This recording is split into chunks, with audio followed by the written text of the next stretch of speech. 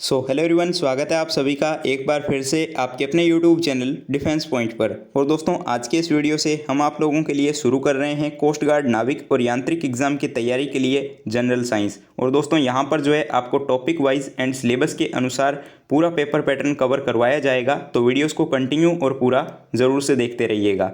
साथ ही आपके बाकी के सब्जेक्ट्स जो है वो कल से शुरू कर दिए जाएंगे, तो चैनल पर जो है कंटिन्यू बने रहिएगा। तो अगर आप लोगों ने हमारे चैनल को सब्सक्राइब नहीं किया है तो चैनल को सब्सक्राइब कर लीजिएगा और बेल आइकन को प्रेस कर लीजिएगा, ताकि आप लोगों को हमारे द्वारा दिए जाने वाले सभी लेटेस्ट अपडेट्स मिलते रहें। तो चलिए शुरू करते हैं आज का ये वीडियो। तो दोस्तों, आज आपका पहला टॉपिक होने वाला है जनरल साइंस का, जो कि आपका है मात्रक और मापन, यानी कि यूनिट्स एंड मेजरमेंट। तो यहाँ पर फर्स्ट क्वेश्चन जो कि दिया गया है कि पारसेक जो है वो इनमें से किसके मापन की एक इकाई है। ऑप्शंस हैं घनत्व, आयतन, द्रव्यमान या फिर लंबाई। तो हम जानते हैं कि पारसेक जो होता है ये दूरी या फिर लंबाई को मापने की सबसे बड़ी इकाई होती है। ठीक है, तो इस प्रकार से इसका राइट आंसर हो जाता है ऑप्शन नंबर डी, लंबाई या फिर दूरी को मापने की इकाई होगी पारसेक। और एक पारसेक जो होता है वो लगभग 3 प्रकाश वर्ष के यानी कि 3 लाइट ईयर के इक्वल होता है। और अगर बात की जाए कि 1 लाइट ईयर कितना होता है, तो 1 लाइट ईयर जो होता है वो 9.46 इंटू 10⁻15 मीटर होता है। तो दोस्तों, इस प्रकार से इस क्वेश्चन का राइट आंसर होगा ऑप्शन नंबर डी। अब देखिएगा दोस्तों, क्वेश्चन नंबर 2, और यहाँ पर आपको क्वेश्चन दिया गया है कि एंगस्ट्रॉम जो है वो इनमें से किसके मापन की एक इकाई होती है। ऑप्शंस दिए गए हैं समय, ऊंचाई, लंबाई या फिर घनत्व। तो एंगस्ट्रॉम जो है वो लंबाई के मापन की एक इकाई होती है। तो इसका राइट आंसर हो जाएगा ऑप्शन नंबर सी। और इसका प्रयोग जो है वो प्रकाश की तरंगदैर्ध्य, क्रिस्टलीय ठोस के परमाणुओं के बीच की दूरी और इसके अलावा सेल मापदंड की लंबाई जो है मापने में किया जाता है। ठीक है, और एंगस्ट्रॉम को जो है वो इस प्रकार से प्रदर्शित किया जाता है। अब देखिएगा दोस्तों, क्वेश्चन नंबर 3, यहाँ पर आपको क्वेश्चन दिया गया है कि विद्युत आवेश का एसआई मात्रक क्या होता है। ऑप्शंस हैं वोल्ट, ओम, कूलाम या फिर वाट। तो विद्युत आवेश का जो एसआई मात्रक होता है वो होता है कूलाम। तो इस प्रकार से इसका करेक्ट आंसर होगा ऑप्शन नंबर सी। जबकि विद्युत वाहक बल यानी कि जो ईएमएफ होता है उसका एसआई मात्रक होता है वोल्ट। ठीक है, तो वोल्ट जो है वो ईएमएफ का एसआई मात्रक हो जाएगा। ठीक है, तो इस प्रकार से इस क्वेश्चन का राइट आंसर होगा ऑप्शन नंबर सी, विद्युत आवेश का एसआई मात्रक कूलाम होगा। और दोस्तों, मैं आप लोगों को बताना चाहूँगा कि अब आप लोग जो है इंडियन कोस्ट गार्ड नाविक और यांत्रिक एग्जाम की तैयारी के लिए मुझे अनअकैडमी के ऊपर भी फॉलो कर सकते हो, जहां पर आप लोगों को मेरी फ्री स्पेशल लाइव क्लासेस देखने को मिल जाएगी। तो दोस्तों, इसके लिए जो है आपको सिंपली प्ले स्टोर के ऊपर जाना है और वहाँ से जो है अनअकैडमी लर्नर ऐप को आप लोगों को इंस्टॉल कर लेना है। दोस्तों, लर्नर ऐप को इंस्टॉल करने के बाद में आपको उसमें बेसिक सी इन्फॉर्मेशन फिलअप करके जो है रजिस्ट्रेशन कर लेना है। और रजिस्टर करने के बाद में आपको डिफेंस की कैटेगरी में एयरफोर्स, नेवी और कोस्ट गार्ड को सिलेक्ट करना है। और उसके बाद में जो है आप लोगों को मेरा यहाँ पे यूज़र नेम स्क्रीन पे दिख रहा होगा, तो आप लोग जो है मेरा यूज़र नेम भी सर्च कर सकते हो। इसके अलावा आप लोगों को मेरी प्रोफाइल की लिंक इस वीडियो के नीचे डिस्क्रिप्शन बॉक्स में भी दी गई है, तो आप लोग उसे वहाँ से भी एक्सेस कर सकते हो। तो दोस्तों, मेक श्योर कि आप फॉलो ज़रूर से कर लें, जिससे कि आप लोगों को सभी अपडेट्स मिलते रहें और क्लासेस के नोटिफिकेशन भी मिलते रहें। तो अब देखिएगा दोस्तों, क्वेश्चन नंबर 4, और यहाँ पर आपको क्वेश्चन दिया गया है कि निम्नलिखित में से क्या जो है वो 1 पास्कल के बराबर होता है, यानी कि इनमें से किसकी वैल्यू जो है वो 1 पास्कल के इक्वल होती है। ऑप्शंस हैं 1 न्यूटन प्रति सेंटीमीटर, 1 न्यूटन प्रति वर्ग मीटर, 1 न्यूटन प्रति वर्ग सेंटीमीटर या फिर 1 न्यूटन प्रति मीटर। तो पास्कल जो होती है वो दाब की एसआई इकाई होती है। ठीक है, और इसके साथ ही जो है पास्कल यंग मॉड्यूल और तनाव की भी इकाई होती है, जो कि आपके 1 न्यूटन प्रति वर्ग मीटर के इक्वल होती है। तो इस प्रकार से दोस्तों इसका राइट आंसर हो जाएगा ऑप्शन नंबर बी। दोस्तों, जो भी मैं आपको यहाँ पे क्वेश्चन करवा रहा हूँ ये आपके टॉपिक और सिलेबस और पेपर पैटर्न के अकॉर्डिंग करवा रहा हूँ, और इसी टाइप के क्वेश्चंस आपको एग्जाम में देखने को मिलते हैं। तो आप लोग वीडियोज़ के ऊपर कंटिन्यू बने रहिएगा, और एंड में जो है आपका स्कोर कितना रहता है नीचे कमेंट बॉक्स में कमेंट करके बताना बिल्कुल भी मत भूलिएगा। अब देखिए क्वेश्चन नंबर 5, यहाँ पे आपको क्वेश्चन दिया गया है कि डायोप्टर जो है वो इनमें से किसकी इकाई होती है। ऑप्शंस दिए गए हैं लेंस की समता, लेंस की फोकस दूरी, प्रकाश की तीव्रता या फिर ध्वनि की तीव्रता। तो हम जानते हैं कि डायोप्टर जो है वो लेंस की समता की यानी कि पावर ऑफ लेंस की यूनिट होती है। तो करेक्ट आंसर हो जाएगा ऑप्शन नंबर ए। और मैं आप लोगों को बताना चाहूँगा कि काफ़ी बार जो है ज्योति तीव्रता की इकाई भी पूछी जाती है। तो आपको याद रखना है कि ज्योति तीव्रता की इकाई होती है कैंडला, और इसके अलावा ध्वनि का मात्रक भी पूछा जाता है। तो आपको याद रखना है कि ध्वनि की तीव्रता का मात्रक होता है डेसिबल। तो ये क्वेश्चंस भी देखे गए हैं एग्जाम में, तो आपको जो है इनको भी थोड़ा सा ध्यान में रखना है। अब देखिएगा दोस्तों क्वेश्चन नंबर 6। यहाँ पर आपको क्वेश्चन दिया गया है कि आवाज़ की माप का मात्रक क्या होता है। ऑप्शंस हैं डेसिबल, हर्ट्ज, एम्पलीफायर या फिर एक्रोस्टिक।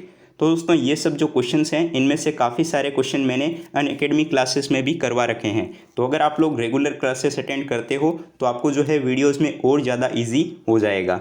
तो अब देखिए कि ध्वनि की सामान्य मापन की इकाई जो होती है वो डेसिबल कहलाती है। ठीक है, तो यहाँ पे जो है इसके लिए राइट आंसर होगा ऑप्शन नंबर ए, डेसिबल। काफ़ी इजी क्वेश्चन था।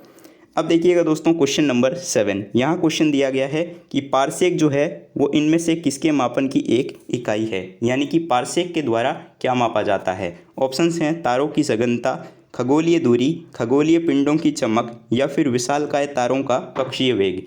तो पारसेक जो है ये खगोलीय दूरी को मापने की सबसे बड़ी इकाई होती है। ठीक है, खगोलीय दूरी यानी कि एस्ट्रोनॉमिकल डिस्टेंस। तो करेक्ट आंसर हो जाएगा ऑप्शन नंबर ए। और एक पारसेक की वैल्यू मैंने आपको बताई थी कि एक पारसेक जो है वो आपके किसके बराबर होता है, 3.26 लाइट ईयर के इक्वल होता है एक पारसेक। अब देखिएगा दोस्तों क्वेश्चन नंबर 8। यहाँ आपको क्वेश्चन दिया गया है कि भौतिक मात्रा जर्क की इकाई क्या होती है। ठीक है, तो सबसे पहले बात करते हैं कि ये जर्क होता क्या है। काफ़ी लोग जो है इसको पहली बार सुन रहे होंगे। तो दोस्तों मैं आपको बता दूं कि जर्क जो होती है वो एक्सेलरेशन में यानी कि त्वरण के परिवर्तन की दर होती है, और ये जो है एक सदिश राशि होती है, और इसको जो है जे से रिप्रेजेंट किया जाता है, और इसका मात्रक जो होता है वो मीटर प्रति सेकंड क्यूब होता है। ठीक है, तो इस प्रकार से इसका राइट आंसर हो जाता है ऑप्शन नंबर बी। अब देखिए दोस्तों क्वेश्चन नंबर 9। और यहाँ पे क्वेश्चन दिया गया है कि भौतिक मात्रा चुंबकीय प्रवाह की इकाई क्या है, यानी कि मैग्नेटिक फ्लक्स की यूनिट क्या होती है ये बताना है।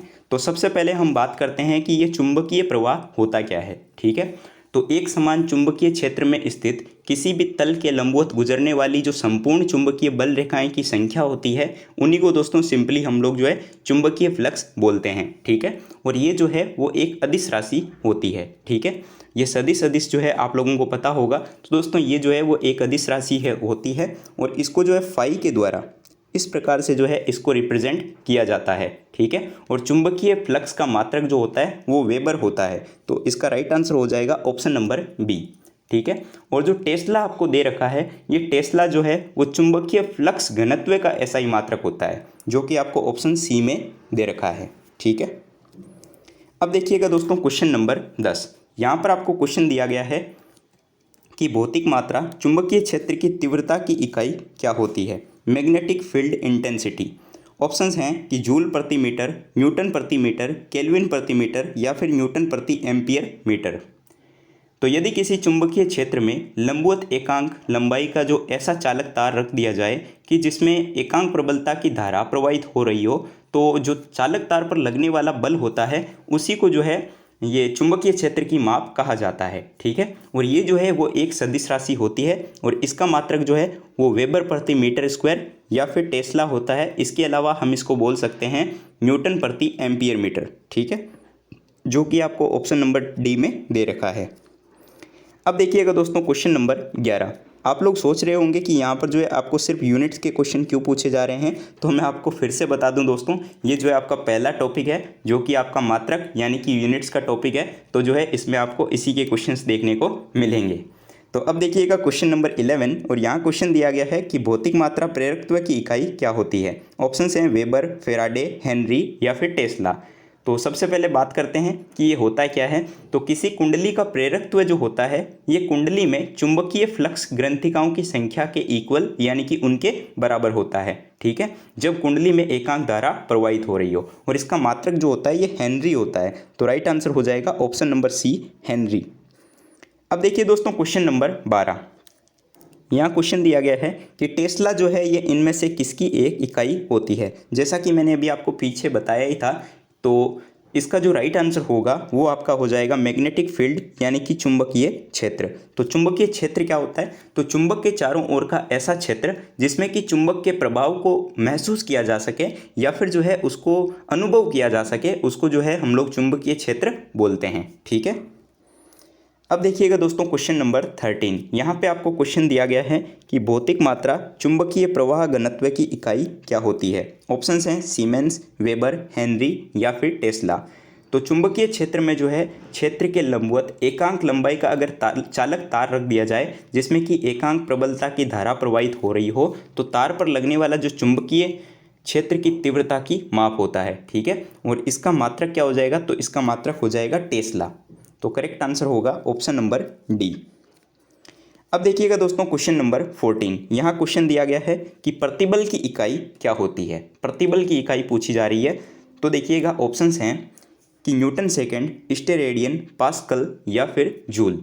तो यहाँ पे दोस्तों करेक्ट आंसर हो जाएगा ऑप्शन नंबर सी, पास्कल। जो पास्कल है ये दाब और प्रतिबल की एसआई यूनिट होती है। तो इस प्रकार से इसका राइट आंसर होगा ऑप्शन नंबर सी। चलिए बाकी के ऑप्शंस भी मैं यहाँ पे आपके क्लियर कर देता हूँ। तो पहले ऑप्शन में आपको दे रखा है न्यूटन सेकंड। तो न्यूटन सेकंड जो होता है ये आपके इम्पल्स यानी कि आवेग की इकाई होती है। ऑप्शन बी में जो दिया गया है स्टेरेडियन, ये जो स्टेरेडियन है ये घन कोण को मापने की इकाई होती है और जूल जो है ये कार्य और ऊर्जा की यूनिट है। ठीक है, अब देखिएगा दोस्तों क्वेश्चन नंबर 15। यहाँ पे क्वेश्चन दिया गया है कि भौतिक मात्रा यंग मापांक की इकाई क्या होती है। ऑप्शंस हैं न्यूटन, अर्ग, जूल या फिर पास्कल। तो लघु विकृतियों के लिए जो है अनुदैर्ध्य प्रतिबल और अनुदैर्ध्य विकृति को जो है वो यंग प्रत्यास्थता गुणांक कहा जाता है। ये हमने पहले भी पढ़ रखा है और इसका मात्रक जो है वो न्यूटन पर मीटर स्क्वायर या फिर पास्कल होता है। तो राइट आंसर दोस्तों हो जाएगा ऑप्शन नंबर डी, पास्कल। अब देखिएगा क्वेश्चन नंबर 16। यहाँ पे आपको क्वेश्चन दिया गया है कि विशिष्ट ऊष्मा क्षमता की इकाई क्या होती है। ठीक है, तो विशिष्ट ऊष्मा क्षमता की इकाई पूछी जा रही है। तो सबसे पहले बात करते हैं कि विशिष्ट ऊष्मा क्षमता किसको बोलते हैं, यानी कि हीट कैपेसिटी किसको कहा जाता है। तो किसी पदार्थ के एकांक द्रव्यमान का तापमान जो है वो 1 डिग्री तक बढ़ाने के लिए आवश्यक जो ऊष्मा की मात्रा होती है उसी को विशिष्ट ऊष्मा क्षमता कहा जाता है। ठीक है, और इसका मात्रक जो है वो जूल प्रति किलोग्राम केल्विन होता है। तो राइट आंसर हो जाएगा ऑप्शन नंबर बी। अब देखिए दोस्तों क्वेश्चन नंबर 17। यहाँ पे क्वेश्चन दिया गया है कि भौतिक मात्रा धारिता यानी कि कैपेसिटेंस की इकाई क्या होती है। तो भौतिक मात्रा धारिता या फिर कैपेसिटेंस की इकाई जो है वो फेराडे होती है। ठीक है, तो इसका राइट आंसर हो जाएगा ऑप्शन नंबर बी, फेराडे। अब देखिएगा क्वेश्चन नंबर 18। यहाँ आपको दोस्तों क्वेश्चन दिया गया है कि प्रतिबाधा की इकाई क्या होती है। ऑप्शंस हैं ओम, हेनरी, टेस्ला या फिर हर्ट्ज। तो प्रतिबाधा किसको बोलते हैं सबसे पहले ये जानते हैं। तो किसी भी सर्किट में यानी कि किसी भी परिपथ पर जो है अगर हम वोल्टता आरोपित करते हैं तो उसमें धारा के प्रवाह के जो विरोध की माप होती है उसी को इम्पेडेंस यानी कि प्रतिबाधा कहा जाता है और इसको जो है जेड से रिप्रेजेंट किया जाता है। ठीक है, और प्रतिबाधा की इकाई जो है वो आपके ओम होती है। तो करेक्ट आंसर हो जाएगा ऑप्शन नंबर ए। अब देखिएगा दोस्तों क्वेश्चन नंबर 19। काफ़ी इजी क्वेश्चन आपको दिया गया है। तो विद्युत प्रतिरोध की इकाई पूछी जा रही है। तो किसी विद्युत चालक में का जो विद्युत प्रतिरोध होता है वो उस चालक से विद्युत धारा पास होने की कठिनाई की माप होती है। ठीक है, और इसका ऐसा ही मात्रक पूछा जा रहा है। तो इसका आंसर हो जाएगा ऑप्शन नंबर डी, ओम। अब देखिएगा दोस्तों क्वेश्चन नंबर 20। यहाँ आपको क्वेश्चन दिया गया है कि भौतिक मात्रा रेडियोधर्मी गतिविधि की इकाई क्या होती है। ठीक है, तो ऑप्शंस हैं रेडियन, बेकुरल, स्टेरेडियन या फिर केल्विन। तो सबसे पहले बात करते हैं कि रेडियोधर्मी तत्व किसको बोलते हैं। तो हमारे प्रकृति में यानी कि प्रकृति में पाए जाने वाले ऐसे एलिमेंट्स जो कि मतलब कि अल्फा, बीटा और गामा उत्सर्जन करते हैं यानी कि ऐसी अदृश्य किरणों को उत्सर्जित करते हैं उनको हम रेडियोधर्मी तत्व बोलते हैं। एग्जाम्पल की अगर बात करूं तो यूरेनियम, प्लूटोनियम, थोरियम, रेडियम ये सब जो है इसके एग्जाम्पल हो जाएंगे। ठीक है, और अगर इसके अकॉर्डिंग बताएं कि इसकी इकाई क्या होगी तो इसकी इकाई हो जाएगी बेकुरल। ठीक है, करेक्ट आंसर ऑप्शन बी। इसके अलावा इसके और भी कई बड़े मात्रक होते हैं जैसे कि क्यूरी हो गया, रेदरफोर्ड हो गया। तो ये भी आपको साथ में ध्यान रख लेने हैं। तो दोस्तों आज के इस वीडियो में इतना ही। अब एक क्वेश्चन आप लोगों के लिए है क्वेश्चन फॉर यू सीरीज़ में। तो इसका राइट आंसर क्या होगा आप लोग नीचे कमेंट बॉक्स में कमेंट करके बताइएगा। तो आपके लिए क्वेश्चन है कि भौतिक मात्रा संवेग की इकाई क्या होती है। वैसे दोस्तों इसके बारे में मैंने आपको बता दिया है इसी वीडियो में, तो आप लोग जो है इसका आंसर इजीली कर सकते हो। तो आपके लिए ऑप्शंस हैं कि न्यूटन सेकंड, जूल सेकंड, अर्ग सेकंड या फिर पास्कल सेकंड। तो इसका राइट आंसर क्या होगा आप लोग जो है नीचे कमेंट बॉक्स में कमेंट करके बताइएगा। तो दोस्तों इसका पार्ट 1 जो है ये यहीं पे कंप्लीट होता है। इसके बाद में आपको पार्ट 2 देखने को मिल जाएगा। और इसके साथ ही आपके इंग्लिश, रीजनिंग वगैरह भी जो है वो कल से शुरू हो रही चैनल के ऊपर। तो आप लोग जो है चैनल के ऊपर कंटिन्यू बने रहिएगा। तो उम्मीद करता हूँ कि आपको वीडियो पसंद आया होगा। तो वीडियो को लाइक कीजिएगा, चैनल को सब्सक्राइब कीजिएगा और अपने दोस्तों के साथ में शेयर करना बिल्कुल भी मत भूलिएगा। So thank you so much everyone for watching this videos. मिलते हैं नेक्स्ट वीडियो में, तब तक के लिए जय हिंद एवरीवन।